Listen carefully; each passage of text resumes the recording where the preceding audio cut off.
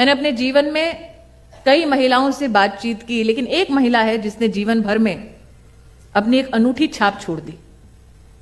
आज से लगभग 16 साल पहले मैं उससे मिली थी और ऐसे ही कार्यक्रम में जैसे मेरा परिचय दिया जा रहा था, मैंने उनसे कहा कि आपका परिचय मैं कैसे दूं।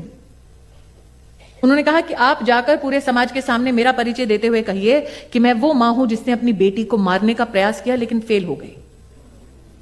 मैंने कहा कोई भी मां अपना ऐसा परिचय नहीं देती। उसने कहा स्मृति जी, मेरे पति ने कहा था, पंजाब से थी वो महिला, उसने कहा कि अगर तीसरी बेटी होगी तो घर लौटना मत अस्पताल से।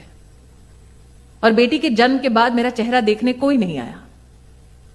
तीसरे दिन मेरा भाई लौटकर मुझसे कहने लगा कि जीजा जी से बात हो गई है, बेटी का इंतजाम कर दो तो घर पर 2 बेटियों के साथ रह सकती हो। तीसरी बेटी के साथ वो जब घर लौटी तो नवंबर दिसंबर की ठंड में उसने खाट में आंगन में अपनी बच्ची को निर्वस्त्र छोड़ दिया और चौखट पर जाकर बैठ गए। इंतजार करने लगी कि कब बेटी ठंड से मर जाए और वो पुलिस को बुलाए। और चौखट पर बैठे बैठे उसकी आंख लग गई। भोर हुई तो उसने जाकर डरते डरते पलंग की ओर देखा। उसने कहा स्मृति जी, मेरी बेटी सर से लेकर पांव तक नीली थी बिल्कुल, लेकिन जिंदा थी। और उस दिन मैंने ठान लिया कि अगर मेरी बेटी पूरी रात मौत से लड़ सकती है तो क्या मैं अपने पति से नहीं लड़ सकती।